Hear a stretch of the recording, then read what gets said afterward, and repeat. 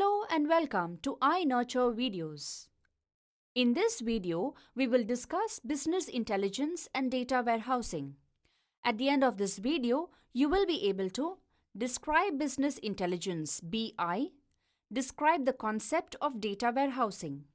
Business intelligence specifies the collection of methods and techniques that are utilized by enterprises for tactical and strategic decision making.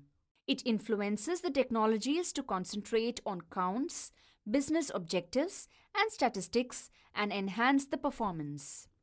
A data warehouse (DW) is basically a consolidation of data from different sources that is intended to support strategic and tactical decision making. Its fundamental objective is to show the exact picture of the business in no time. Watch in depth the concept of business intelligence or data warehouse lifecycle at https://www.youtube.com/watch_v=L_GSW4.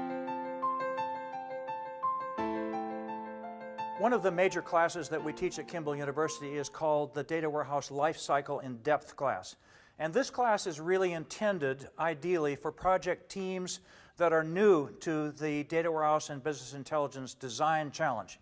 And so it gives them an overall perspective that's fairly technical and fairly managerial at the same time for the end-to-end considerations in deploying these complex systems. So we start certainly with the planning responsibilities. We make sure that they have a proper checklist of all the considerations for planning a complicated system design like this. We actually have 3 threads of different levels of plans that we pursue in parallel. What underlies all this is the underpinnings, you might say, of the whole responsibility is to look at the business requirements of the target client. And that is actually a skill that we teach in a pretty specific way. We make sure that everybody on the team that is approaching the client and is trying to do this design is really attuned to the true needs that the business users have, the kind of key performance indicators that end up by being actual deliverables in the structure of the data warehouse, as well as the realities of the data that could actually support these key performance indicators.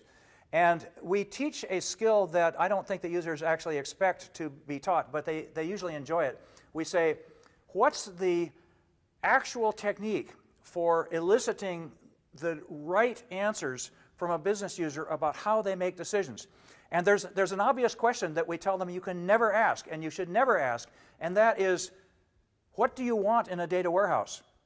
It seems like the obvious question, but the flaw in that is it puts a competent business user in the position of designing a computer system when they don't feel confident doing that. And that's a subtle distinction that is lost on most IT people because they think that's a natural question.